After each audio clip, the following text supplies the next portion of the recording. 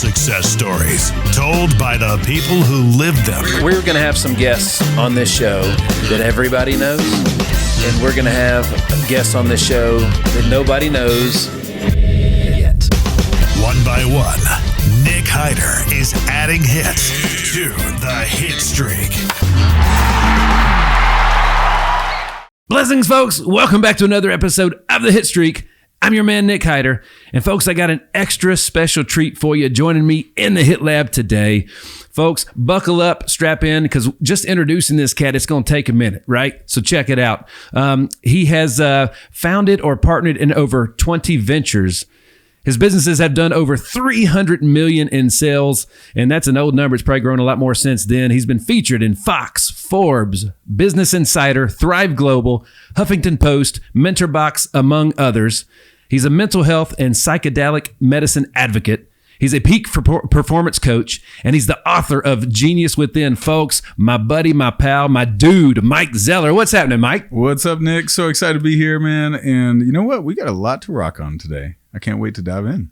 We do have a lot to rock on today. That's the first hit of the day right there, baby. You know what I'm saying? Let's get some zingers today. All right, man. So the leaders out there in 2024, we're going to get right into it. What, as far as peak performance goes, like what opportunities do you see happening this year, man? Yeah, the number one thing that I see leaders strike out on is they don't realize the importance of flow state. And so when you're in flow state, you're 500% more productive. You actually release all 6 of those positive neurochemical cocktails: oxytocin, serotonin, dopamine, norepinephrine, and a few others. And what happens is when you're in that state, which you can reverse engineer your workflow, your life to be able to get there. But when you're in that state, it's when work becomes play and you're unconsciously tapped in. You know, from baseball, when you're in the zone, you can't strike out. When the pitcher's in the zone, he's unhittable, right? Well, as let's call ourselves business athletes, if we can get ourselves in the zone and remove the blockers to get in the zone or in flow state, man, we can be unstoppable. You know, it's crazy you said that, because as an athlete, you're exactly right. You know, when you are the hottest at the plate, when you can't, they can't get you out, when everything's going your way, it's not that necessarily your swing's any different. It's literally just a feeling that you have in the box and how comfortable you are. Yeah. And you're tapped in. It's almost like, you know, Napoleon Hill wrote about it in like this mastermind concept, when you're almost in this mastermind of unconscious connection, or Carl Jung talked about the unconscious collective. Well, we can do that where you're in harmony. In Heart Math Institute also defines some of it as heart coherence. But on the flow research side, Stephen Kotler writes a lot about it, but it's basically, if you can reverse engineer this, your joy levels in your work, your joy levels in life, your life satisfaction. In fact, the people that have the highest levels of life satisfaction also have the highest amount of flow in their life. And then you look at people who are most productive, most effective, right? Like, and we can go back to, I remember watching the NBA Finals, and Kobe Bryant was playing the Celtics, or the Lakers were playing the Celtics, and Kobe Bryant was just exhausted. And he missed like 15 out of 16 shots in the second half. Right. So some of us, we focus way too much on how do I get more done, when really the question should be, how do I get myself in a peak energy state? Like if you go to a Tony Robbins event, he's all about peak energy. Tony's the master. Well, on a practical level, if we are leading an organization, or we're leading ourselves or leading our family, the difference between people at the highest levels of performance, an Elon Musk, a LeBron James, a Tom Brady, they know how to get in the zone. They know how to get in flow state. That's right. And they know how to get their team in the zone. Yeah. So like, dude, you're all over this, what we talk about here a lot, especially these days. And I've said this multiple times. It's something that used to frustrate me with the church. Not the church, the capital C, but the little c, all the people in the church. And it was something that going to Trevecca Nazarene University, it's something that I struggle with as a young man. You know, a lot of people go to church, or many people go to church on Sundays because it's what they do on Sundays.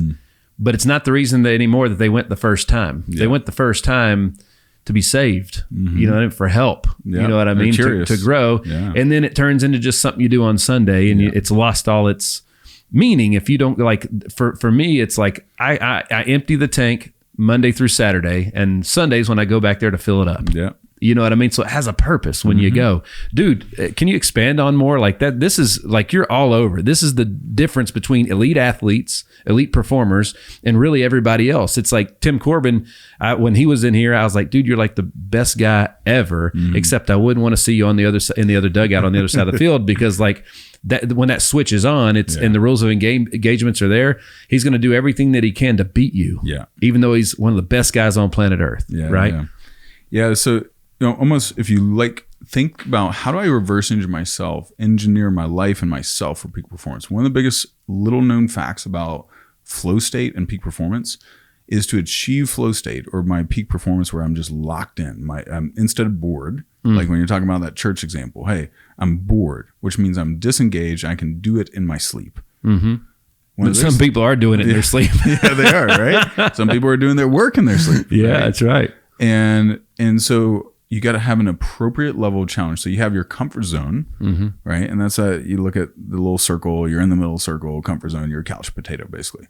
The next level out is your discomfort zone. And that's typically 10% beyond your comfort zone. So in business, you've got your different entities as you keep them growing and keep stretching just 10% beyond your comfort zone. But if you go to 20% or more, you start entering the paralysis zone where you start melting down and you hit the overwhelm. Yeah. The goal is to be in that discomfort zone so you can keep stretching, and think of it like big wave surfers. Big wave surfer, if they haven't surfed a 20-foot wave, they're not going to jump on a 50-foot wave or a 100-foot wave. But if they've done the 50-foot wave, then they can do a 60-foot wave. Or if they've done a little heli skiing, they can do the next challenge in heli skiing. Yeah, man. So, and when you're in that in your business or in your relationship, why do a lot of marriages fail? They get bored. They stop working on it. Yeah, they quit stretching. Yeah, they quit evolving. They quit being curious. And my wife and I talk about that a lot, and how like it's my duty to find ways to fall in love with her over and over and over 100%. Again every year, multiple times a year, and that keeps things awesome. Is what it does. You know what I mean? It makes everybody happy, and again, if you're not working on your relationship with your wife, you're working on something else. Yeah, you're either progressing or slipping backwards. There's so many ways to talk about what we're talking about here, but like, so I'm gonna. This may be off path. I don't think so, but like, because mental health is something those words have been thrown around a ton over the last few years, and but I think what like the news talks about and what most people talk about is not mental health. It's like mental disease. They're talking about the things that hurt them or make them worse and not better. And, that we're always looking for medicinal ways to cure things and not always, natural ways to cure things, whether it be through, we found out a lot of great things when it comes to CBD and psychedelics and hemp and everything else. But like, the same people that are, some of the people that take the most medicine for their mental health are the same ones that like don't pay attention to what they're watching all day long every day. Like, guys, it's called paid programming, right? So that you're literally like, if you watch the news all day long and it's nothing but scary stuff, you're being programmed to be scared all day long. You know what I mean? You got to have some balance in there. Talk to me a little bit about that. I know this is where your sweet spot, dude, is mental health and all the things that we've learned about psychedelic medicine. Yeah. So my wife, she's a suicide survivor. And when the pandemic hit, we got pregnant, actually 6 months into the pandemic. So October 2020. And it basically started a cascade of her hormones being all out of whack, which I didn't understand. Like men, if you have a pregnant wife, get her hormones checked, get your own hormones checked before and after pregnancy and all that jazz. Absolutely. And because you just get out of whack. And then secondly, it started creating some PTSD effects. She grew up in crazy abusive, narcissistic, fundamentalistic upbringing, and she suffered a lot of abuse, and she was one of 11 kids, so she was like the buffer between her parents, who were always abusing each other and then abusing her.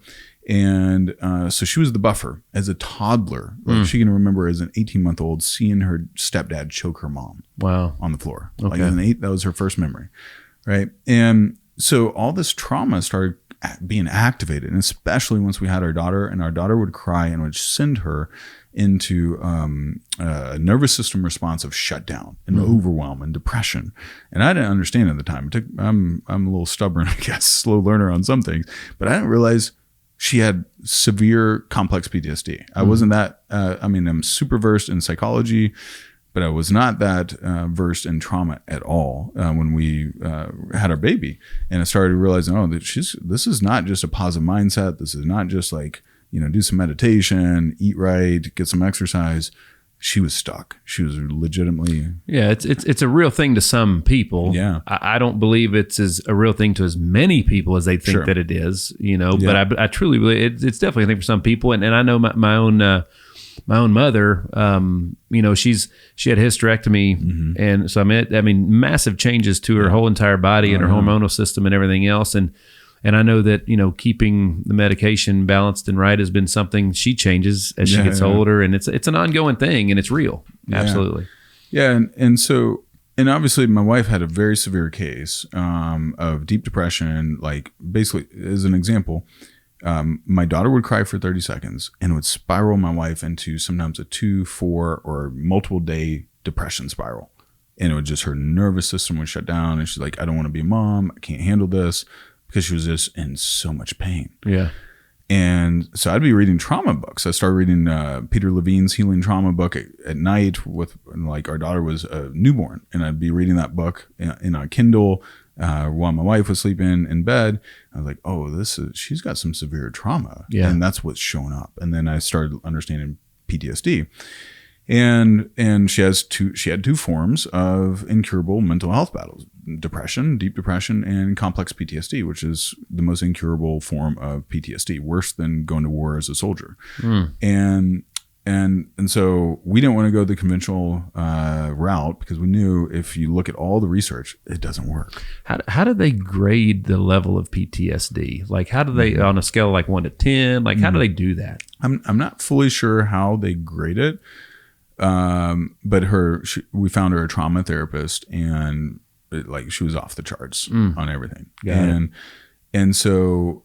fortunately I found a phenomenal trauma therapist, but like, the therapy would help her become more aware and help her process it in the moment, but it wouldn't stop the triggers. Okay. Her nervous system, like, if you're a soldier and you hear a loud, I had a buddy that was in Afghanistan, and if he heard loud sounds, he would like almost want to duck. Yeah. Because he had a rocket blow up on his leg. Yeah. And so like, he was very sensitive to that. Well, so when we started working on it, we had to say, all right, her nervous system is literally hardwired since she was a toddler to respond this way. So it's like, it's not like, think of your nervous system. She's got like, a 1-lane road. No, her nervous system had like a 5-lane Atlanta highway. Right. Of like, respond this way if this happens. And so the little hammers weren't working. The little, improvements weren't nearly enough, because we were just for 2.5 years. And so, but then in 2021, I started researching psychedelics, and because of the capacity, what I found is from neuroscientist side, and now I have some psychedelic neuroscientist friends, basically your neuroplasticity doubles when you're on those substances. So think ketamine, MDMA, LSD, psilocybin, ibogaine, even ayahuasca. They're all forms of psychedelics. And like ketamine, your neuroplasticity doubles for about 2 days. Okay. Psilocybin, MDMA, it's about 2 weeks. And what happens is they call that a critical period reopening. It's like your brain is back to the way you were when you were 3 years old, and it can be reprogrammed. So it's like you got fresh powder on a ski slope. Now I can make new neuro highways. So your nervous system can bypass this downslope that it was going down for 30 years. Now it can go down this other path that a healthier, more adjusted person responding to a crying baby could handle, right? Like, you think of normal response for a crying baby is you want to rush and help, which my wife had that, but then she had the overwhelm. Right. And her nervous system just shutting down. So got it. Now she has that capacity. And as an example, we did a psychedelic therapy session with psilocybin. The night before, our daughter cried for like 30 seconds. Wife is down on the basement steps crying for 2 hours. Another 2 hours in the bathtub, just depressed funk. Next day, depressed funk. She has the therapy session the next day. It lasts 5 hours. Thursday, our wife has an 18-minute temper tantrum meltdown of an 18-month-old. You know, what they normally do. My wife laughs. She had never laughed. Never had the capacity to recognize, oh, she's being a toddler. She's being ridiculous. Yeah. Her nervous system had a radical departure. And it was like, and I literally felt like that moment. I was like, oh, it worked. That's awesome. And she would say that day or the day before when she did the session, she cured her depression. And we would, that's been almost a year now. Actually, by the time this show comes out, it's a year. And then we probably nipped about 80% of the PTSD in the bud. We got a little bit more, but we'll actually, by the time this show's out, we'll have done 1 or 2 more sessions and we'll be great. I want to thank all of our loyal fans that spread across all 50 states and 14 different countries. It's absolutely amazing. Folks, help us keep spreading the word, right? Share your favorite episodes with friends and make sure that you are liking and subscribing to the Hitstreak on all digital platforms. Thanks again, and we look forward to more. What you focus on grows. Yeah. And you can't give up. That's right. We tried 6 other things. You can be reprogrammed. Yeah. Absolutely. Yeah. And it just, especially with the advent of what we're learning, we're actually in the most groundbreaking era of mental health breakthroughs we've ever had in probably the last 500 years. Yeah. In this decade. Absolutely. That's pretty crazy. Absolutely. Well, dude, honestly, I just want to say thanks for sharing that. Yeah. That's very personal stuff. And that's really cool that you can talk about it. So I appreciate that. I really do. Yeah.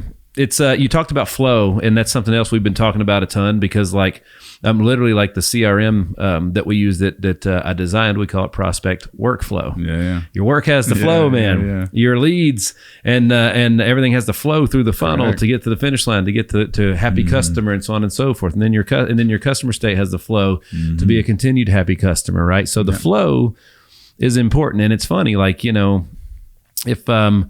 if the water's coming out too fast, you can adjust how quickly it flows coming out of that nozzle with the knob, But we don't always do that with the information we're taking in or really anything that we're bringing. I know I've been known to not manage the flow as I'm eating donuts from time to time. You eat a few donuts, huh? I do love donuts. Oh, they're good. I do love donuts. Now even eating those has a purpose. Yeah. You know what I mean? But talk to me a little bit more about managing flow, because again, the information is it comes at you so fast and so hard. You have to be able to manage the flow of it to be able to decompress or just understand what it was that you heard or read or anything else. If anything, just validate the sources. Yeah, totally. So talk to me about that. So I'll tell a story. One of my VIP clients, he's CEO of a film company. So one of the top film companies in North America, Southeast especially.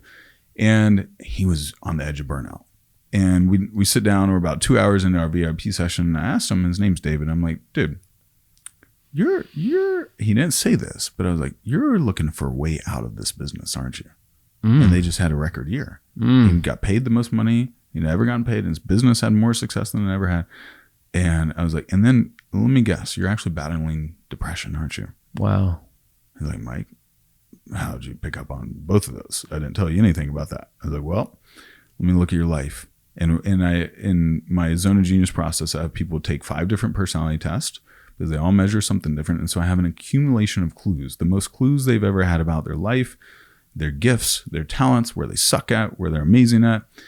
I was like, David, because we had looked in his workflow for his week. I was like, looking at your workflow, you're playing radically out of position. You're trying to be an administrative CEO, and you're a visionary CEO, but you're stuck in all these meetings, and they're like death to you. Like if you put a life or death list, your life is filled with mostly things that are bringing you death, and your body is literally almost revolting. Yeah, like wanting to vomit up the toxicity. And he said, I just started antidepressants last month. Wow. And he's a healthy dude, married, successful. Yeah. But he unconsciously was acting in a way that he thought he was supposed to be as CEO. And it's in a way that was misaligned with his deepest gifts and what the company most needed from him. The company can grow incrementally, but he's a visionary CEO. He's supposed to take radical leaps. Yeah. Like Steve Jobs takes radical leaps. Elon Musk, radical leaps. And they're not just, it grow 10%. And so then in that session, the rest of the session, we started focus on rewiring his work schedule in alignment with his zone of genius, with his gifting, with his passion, with what lights him up. A month later, we do our next in-person session. And he had a glow on his face. He was happy. And he was like, Mike, I have more passion in my business than I had in 2 years. I'm more excited. And he cut out probably 60-70% of the meetings that he was in. And he still had another 10 or 20% that he was reducing.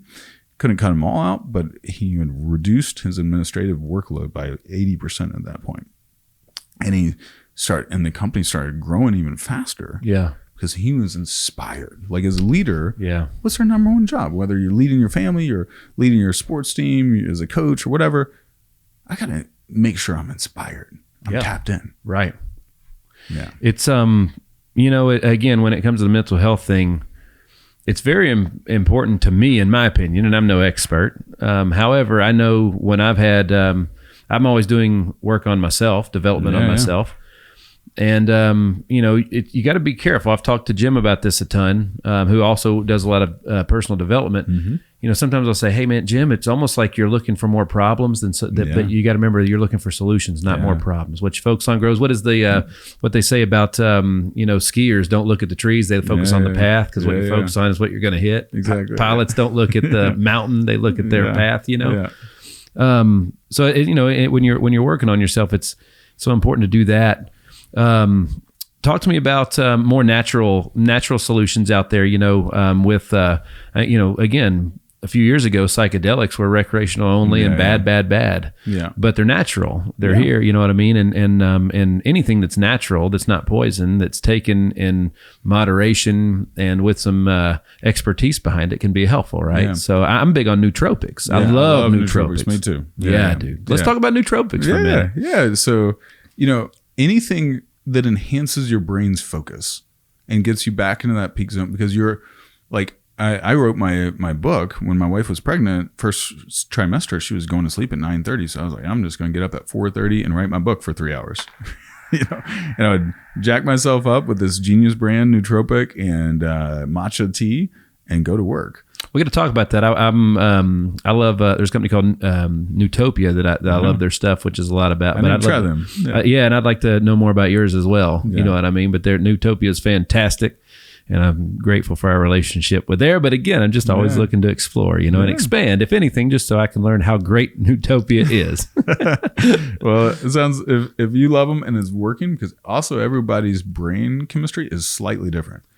So one supplement could work for someone and not work for someone else. So it's working for you then. That's the thing. I found nootropics through it was called through a company called Elevate at the time, Elevacity, and it was a happy coffee, and they had a little happy pill. So it was a very mild dose of nootropics, but it did make a difference. And what I loved about the Newtopia products is they've got so many different lines of nootropics. Yeah. So like you can stack them and literally you can make your own concoction of nootropics. And that's when I really learned like the magic of like, all right, I mean, it's a noticeable difference in how I feel. 100%. And tackling anything that we're doing or whatever it may be, all the way down from more energy to like sometimes I'm wittier and quicker. It's literally like the difference in when you get a great night's sleep versus a horrible night's sleep, dude, that's what nootropics can do if you do it right? 100%. And I think it's an underutilized resource in peak performance. So if I look at things that are underutilized in peak performance, nootropics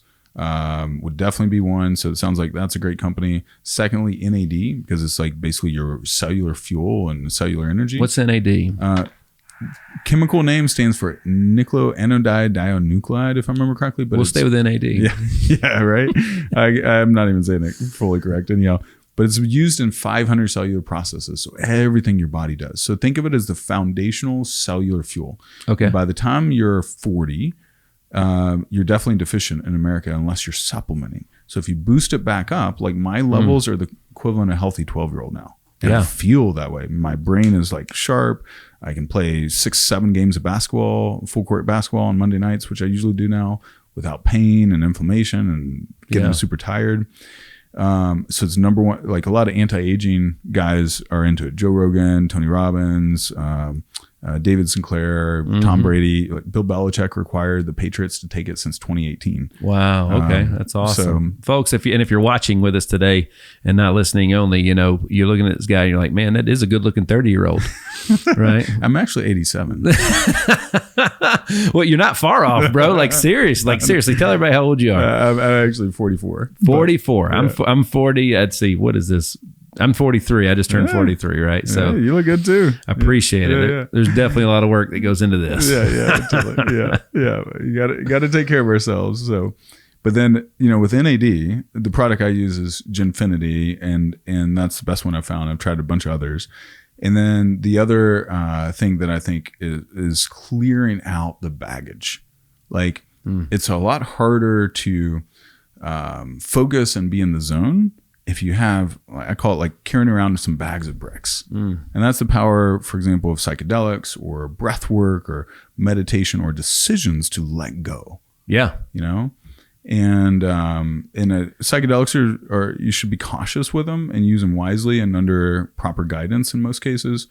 But if you get rid of the weight, a lot of us carry emotional weight with us into the next year, into the next decade. And it's like, if we let it go, like I feel so much lighter now than I did 2 years ago or a year ago. Absolutely. And I have more joy. I'm creating from a place of joy instead of grit. Think about it this way, folks. So, you know, we're still in the beginning chapters of the new year 2024. Think about the feeling when you take down all the Christmas decorations and they're finally put away, and how you literally feel like lighter. You know what I mean? Like seriously, something that wasn't literally a physical thing on you. Yeah. It didn't even affect anything that you did, except for maybe you had to move some furniture around for a tree or something like that. But I know we feel it every year when Christmas is up, like and the last thing's put away. Yeah.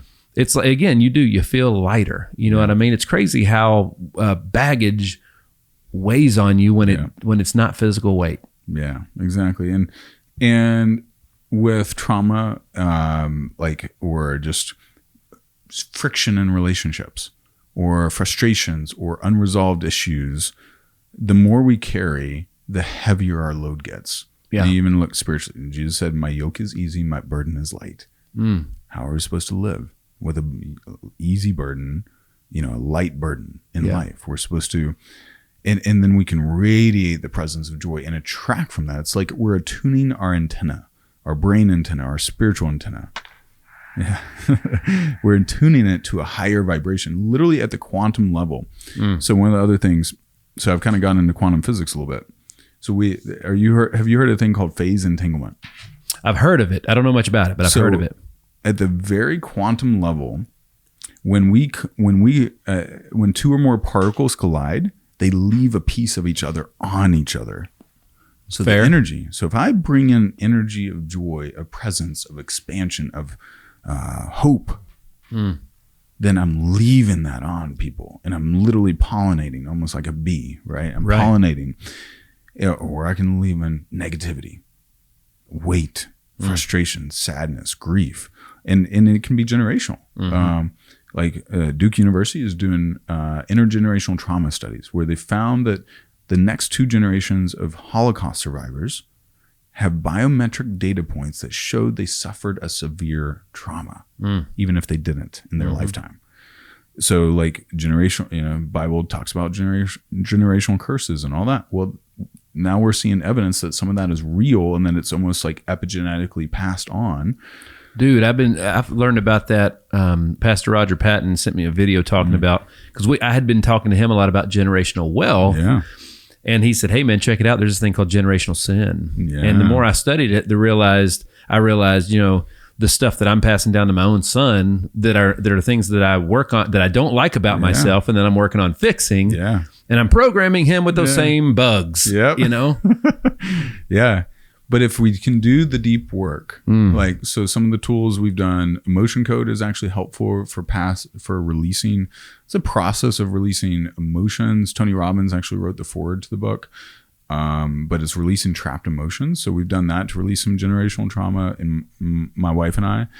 And then for us, psychedelics have helped release. Like I had a session on psilocybin where I felt my dad was born in 1948 Germany, saw the bombers fly over, saw the Jews walk through the streets. Wow. As a 5-year-old, seeing these skinny people coming out of concentration camp.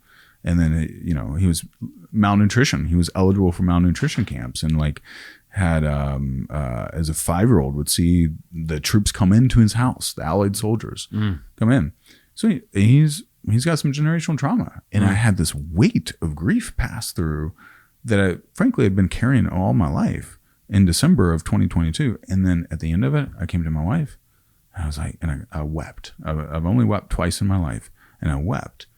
And I was like, babe, I think the season of suffering is over for us. Wow. And we were stuck in almost a 5-year cycle of suffering.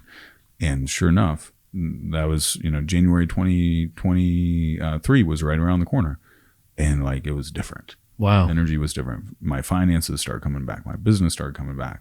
And we were on the edge of getting her free from the PTSD. The Hitstreak is powered by our partners at HitLab Creative Studios. Whether it's launching your brand new podcast, rebranding your current podcast, or taking advantage of any of their other content packages specifically for your social media needs, the HitLab is a one-stop shop for you. Visit hitlabstudio.com for more. So the suffering is necessary. Yeah. Right? Because that's where you find your gifts. Yeah. You know what I mean? That's where you learn. Yeah. You know what I mean? Talk to me about that. So that's a powerful statement you just said. Talk to me about, one, when you're suffering, that means something good's coming behind it, because it's, you know what I mean? Because you're on your way out. Yeah. But talk to me about that. So the overcoming process is the becoming process. And if we accept that, guess what? Then we resist the becoming a lot less. And That's we right. embrace the overcoming. Obstacle is the way, as Ryan Holiday talks about in his book, or Marcus Aurelius talked about. So I no longer, and even if we did this interview a year ago or 2 years ago, I'm in a different presence, because it's still stuck in the suffering loop. And I wouldn't have owned myself and my presence and my connection, my truth, in a way that I do now. But you have to go through those fires. Yeah. And I don't look at them as something to be scared of. And even whether you come from faith or not, like in James 1:5, it says, "Consider it all joy, my brothers, when you face trials of many kinds, because then you will produce character, and character you will produce perseverance, and perseverance hope." That's right. Right. So we go through those processes, but you got to use them as fuel, almost like what was Steven Seagal? He was a keto, I think, where you would use the energy of your opponent to fight them. So let them supply. Yeah. In my book, in Genius Within, I talk about a metaphor of like, so all of us, we've flown on a Boeing 737. Well, how much does that sucker weigh? 485 tons. So how does this heaping metal bird get off into the night sky? It faces something invisible. Invisible resistance called air. And this air, if it faces it hard enough, at the right enough angle, that resistance will now cause it to lift off, carrying hundreds of passengers, but it has to face it. It can't run from it. Right? Yeah, dude. We love talking about the difference between bison and cattle. Yeah. Run into the eye of the storm. Run into the storm, and you'll spend less time in it. Yeah. Doing that. That's what the bison do. That's awesome. That's awesome. So, folks, we're hanging with Mike Zeller. You can check him out online at MikeZeller.com and on all social at the Mike Zeller. I mentioned your book, The Genius Within. Genius Within. Yeah. First book. So, first book, you mentioned you wrote it in first trimester, right? So we're going to talk about that book, but first, where can they get the book? You can get a free copy at thegeniuswithinbook.com, or go to Amazon. Of course, we have it on there. But it was driven by a quest to help high performing leaders find their deepest area of genius.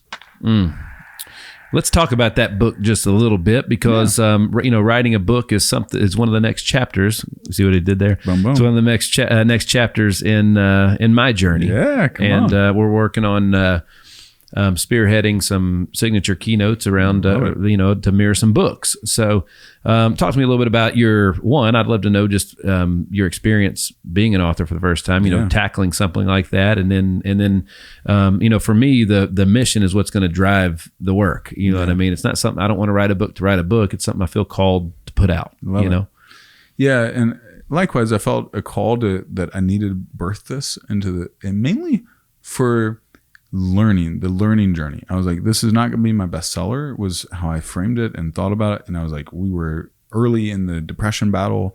So I was like, my life, internal, personal life was chaos. But I was like, I know I have something here. I know I have something the world needs and that will change people's lives. And I just embraced that, hey, this is going to be about progress over perfection. Yeah. So that helped me relax, knowing that, as a first-time, soon to be a first-time author, I was like, I know I can go back and rewrite this if I need to. But I'm really proud of the first version too. So I started, what was really the genesis of it was I was guiding some leaders and high-performing leaders and masterminds. And I was like, all right, they come to me advice, what should my next business, career step, whatever, what's my right role within my new entity or business?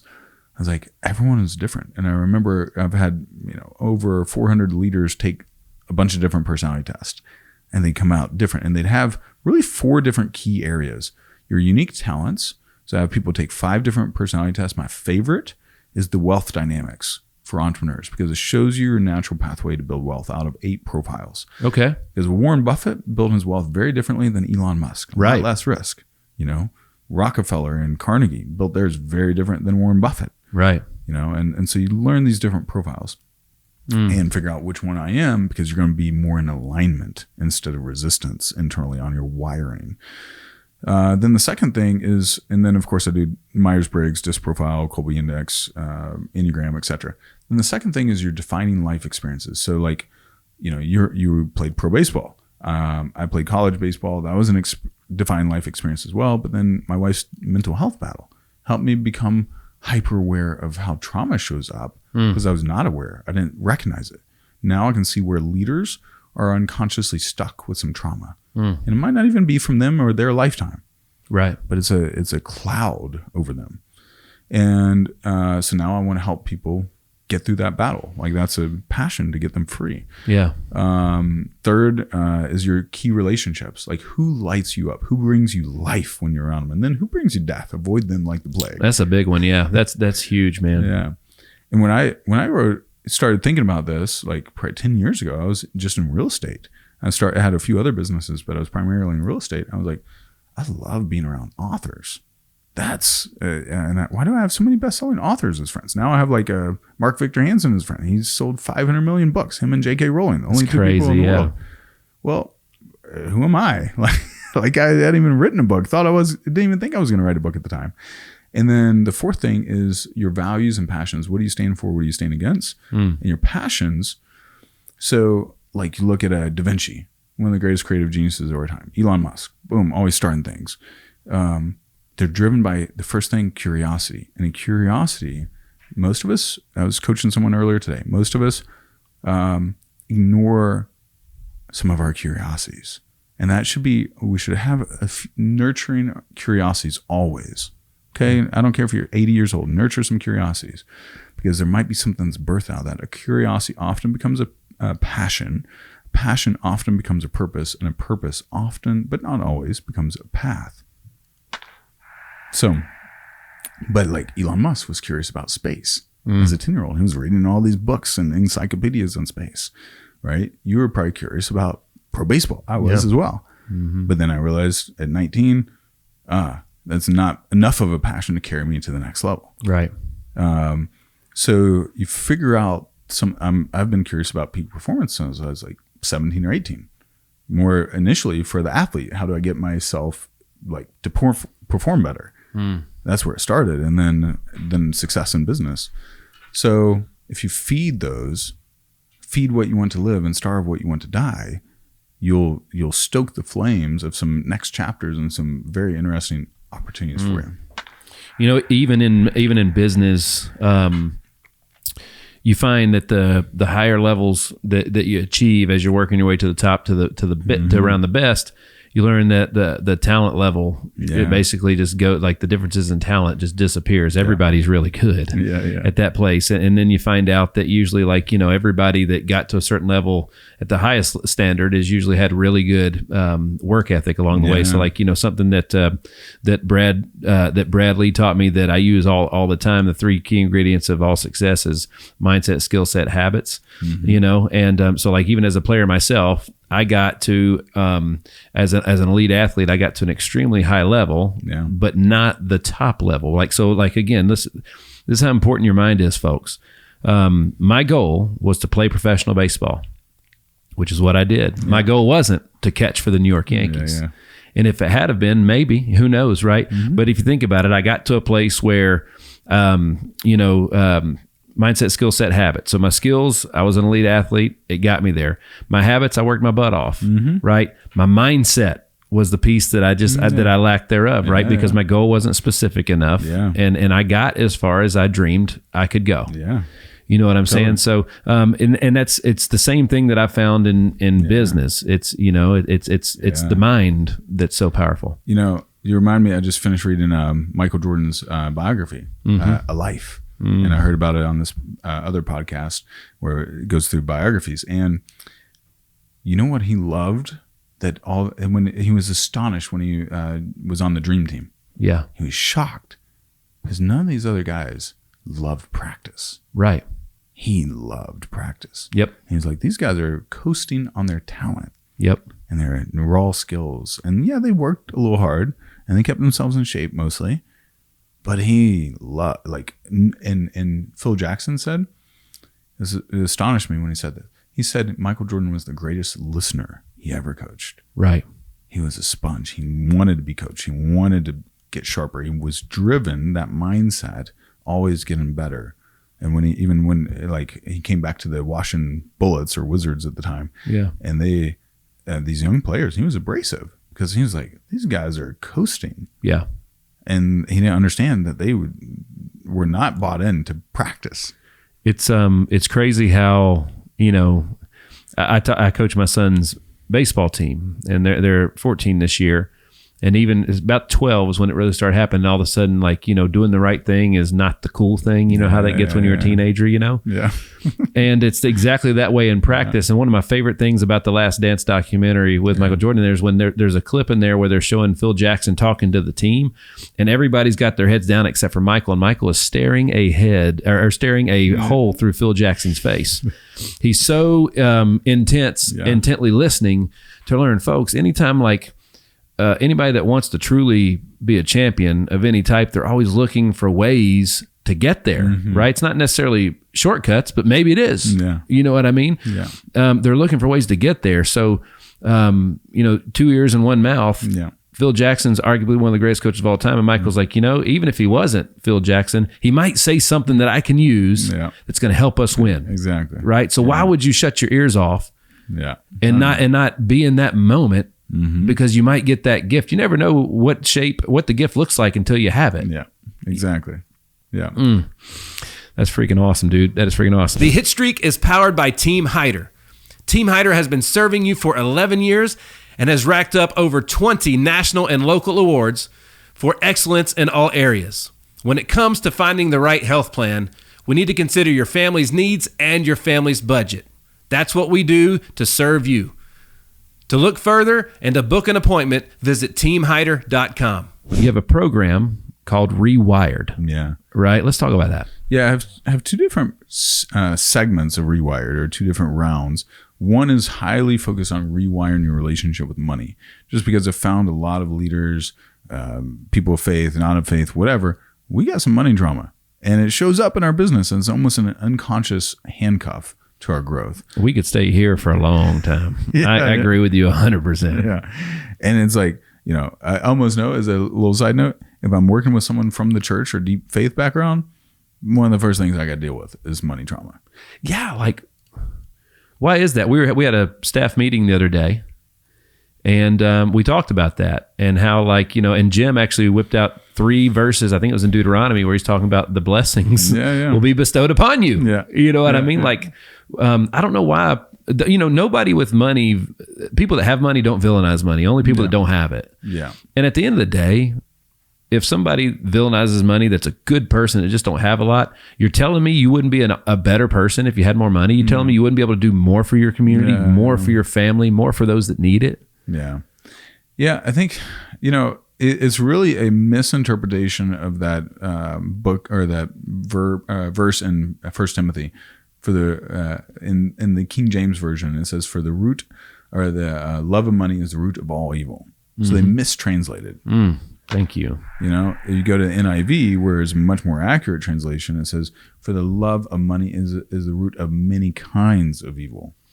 Dude, if anything, if you're just an active, disciplined tither, the more you make, the bigger that 10% is. Yeah, and you got to let it flow. And Roger told me that a long time ago. Pastor Roger, he said, Nick, everybody can give their time. Not everybody can give money. Yeah. The church has to have money. Yeah. And it partly is like recognizing. So I think the paradigm that the church and not just the church, but a lot of Western culture is scarcity. It's very scarcity driven. And something I'm still like, I've made a ton of progress on, but there's still elements of like energetically. And then if we remind ourselves, like, how abundant is water?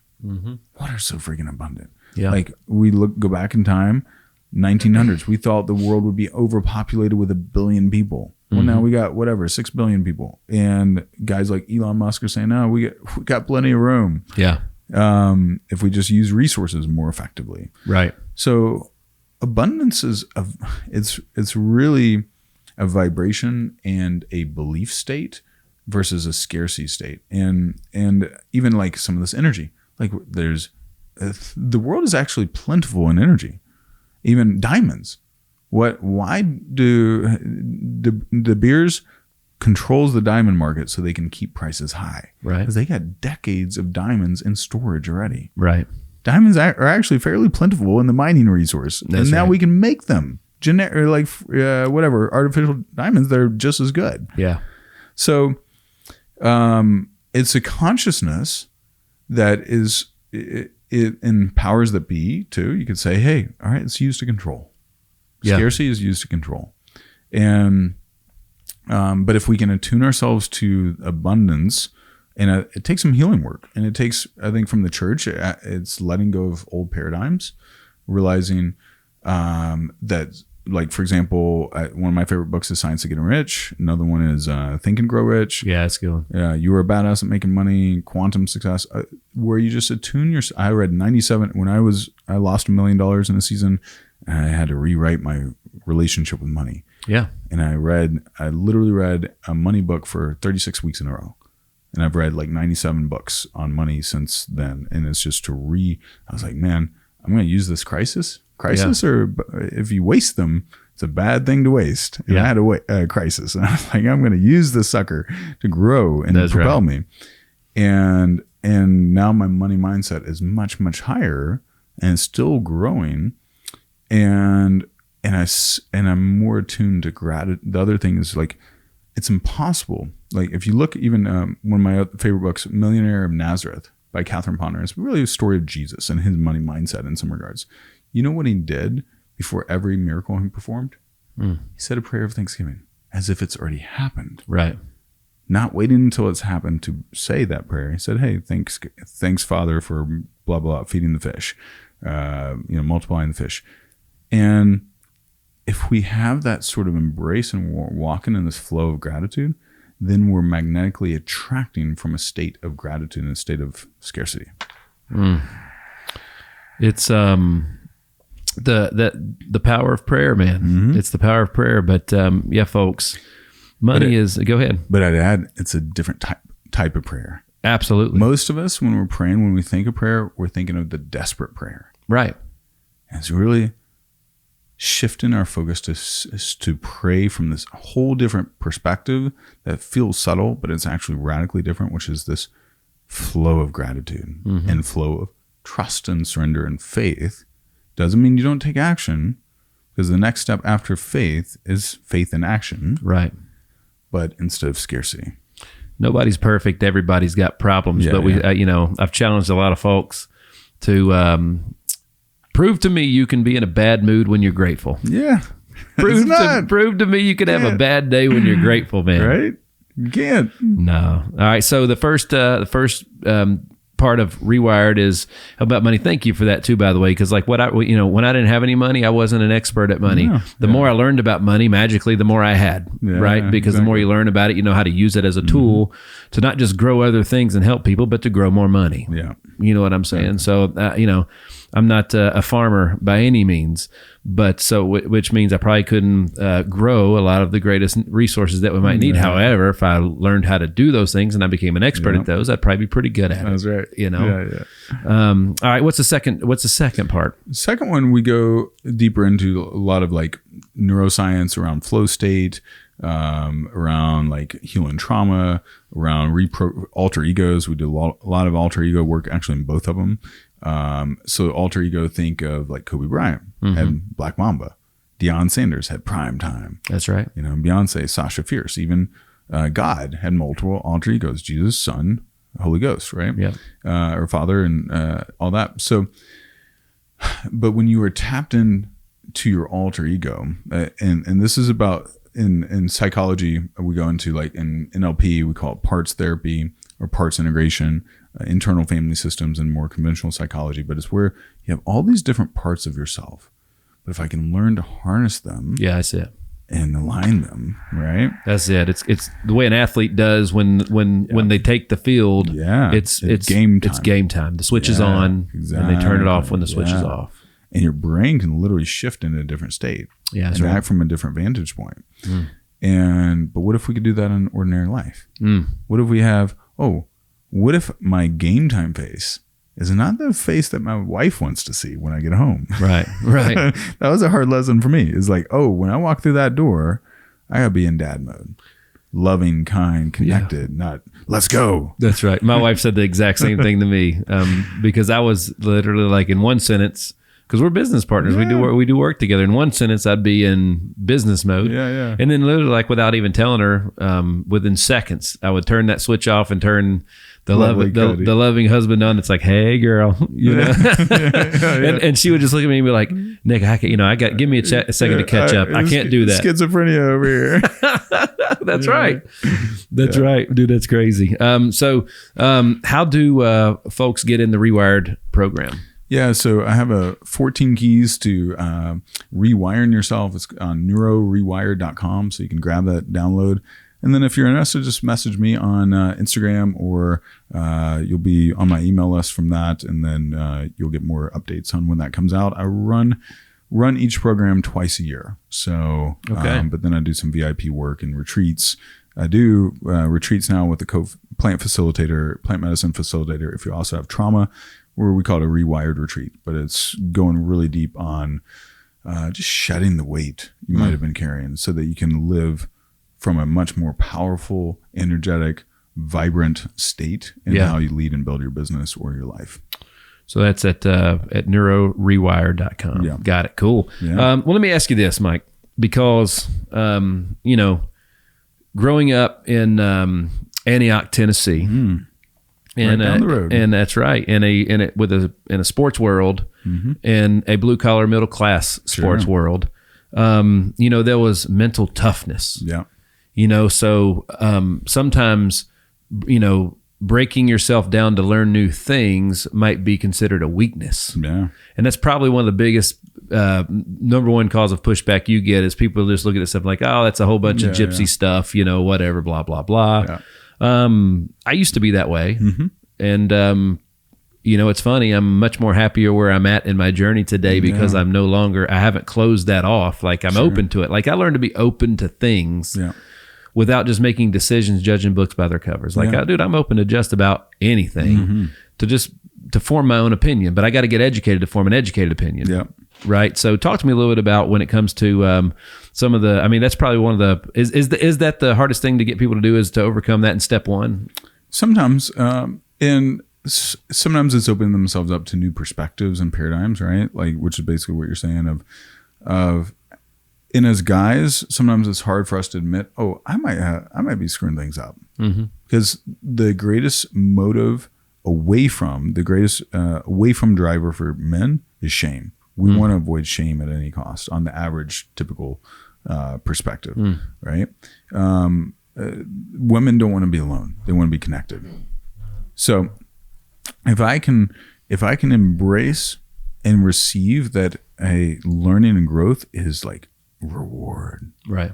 Oh, now I can activate something different in me. So, it's dropping some ego, and fortunately, most of the communities I run in, it's like high growth communities. So we're already kind of in that mindset, and we're eager and hungry. And you look as you go up in the levels of caliber of people around, they're almost all high growth.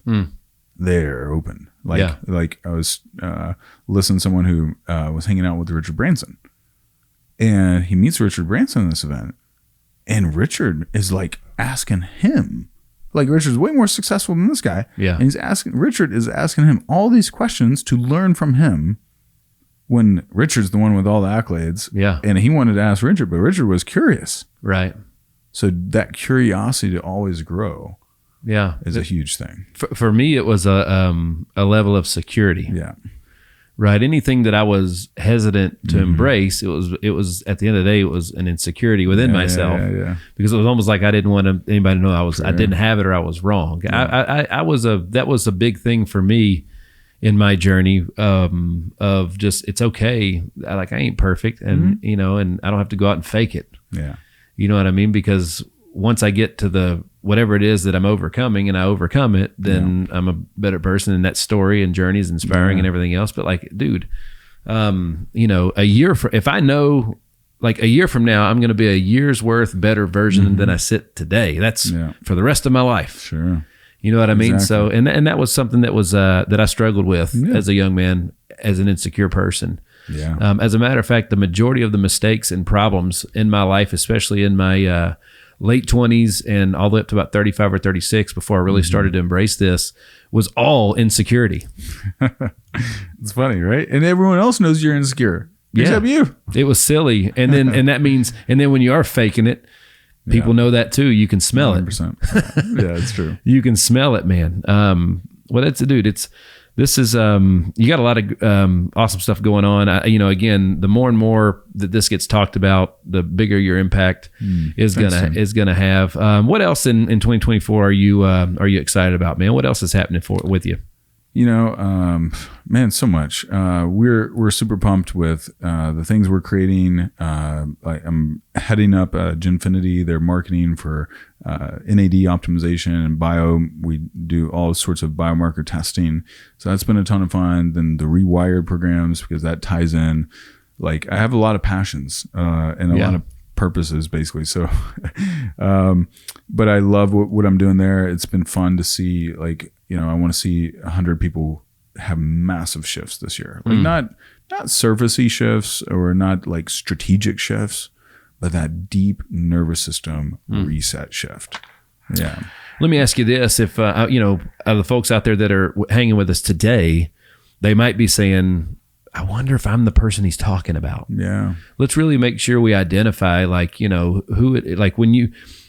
when we started any business, we had the business with an avatar or a client, a problem that we solve, and somebody that deals with that problem, we had them in mind. And then it's how do we get this problem, this solution in front of them so we can help them, right? Yeah. So who is the person that has inspired you to do all this? Yeah, I'd say the typical person I'm serving in the Rewired side is man, they're a high performer, but they've been through some stuff. And they may be aware of it or they may not be aware of it, but there's some self-sabotage happening, or there's just a joy disconnection. Or I see some leaders that were just at my last Rewired retreat, especially some female leaders, they were living in heart disconnection. They were grinding it out, very successful, but they were not creating from joy. They were creating from grit. Yep. And I'm for working hard, but I'm for working hard in a deep state of alignment where your heart is aligned and activated.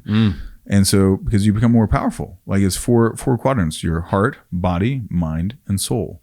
If all four of those are humming and in harmony, right, you're rowing in the same direction. That's right.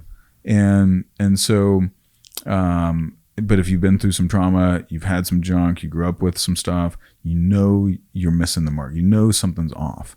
And you want to shed. You just feel like unconsciously you want to shed some bags of bricks. Let's talk. I love the other thing that now that I feel like I have this secret weapon. Like I could do a lot of work with people and shift their NLP and heal and release stuff. But now that I can double your neuroplasticity, I basically can reset your mind and then recreate. No, it's the most powerful aspect that I've ever seen to there's this deep understanding of peak performance and then have this thing that basically gives me a blank slate. Because otherwise it takes so much effort. Like to get the same effect from meditation, you would need roughly about 180 to 200 hours of meditation to even get close to what I can do in a single session. Wow. Right? Wow. So that's a comparison. All right. The Hitstreak is powered by Rack Financial. When it comes to your credit card merchant processing, Rack Financial is efficient, reliable, and trusted. At the end of the day, when it comes to processing your credit card payments, they make it simple, the way it's supposed to be. Check out Rack Financial. Folks, we're hanging out with peak performance coach and author of Genius Within, Mike Zeller, MikeZeller.com, on social media at the Mike Zeller. Mike, is there anything else that as we bring this sucker to a close, anything else you got that you want to feed into anybody with? And big shout out, by the way, to Nick Alfano, who took me over to old Vince Del Monte's house, which is for a mastermind where I met you the first time. You know what I mean? Shout out to those guys. Yeah, good dudes. If you're also battling mental health, wherever you're at in journey, because I'm so passionate about that because of how dark that season was with my wife, I don't want anyone to suffer through that. So reach out to me. I'll point you in the right direction. I've got a whole, on my website, you'll see I've got a link with like 18 different resources and videos and YouTubes and Andrew Huberman this or Tim Ferriss that, where it guides you through how you can find hope for PTSD, mental health, and get the cloud off your back. That's right. You deserve to be free. I agree. Well, dude, thanks so much for the hang today, brother. Likewise, dude. This was a blast. I love jamming with you. Love your energy, dude, and love your sound effects over there too. That's right. We had some fun. I've still got some in the can. People ain't we didn't heard have yet. any oops. We didn't have any boops and oops. No. We you crushed it today as advertised, brother. Thanks, dude. Well, appreciate the time. And folks, once again, Mike Zeller. Check out MikeZeller.com on social media at the Mike Zeller. And you heard him, folks. If you just want to drop him a little line, inquire and find your genius within, get that book and shoot him a DM on Instagram. That'd be great. I would love it. Awesome. Well, folks, thanks so much for tuning in to yet another episode of The Hit Streak. I am your man, Nick Hyder. God bless.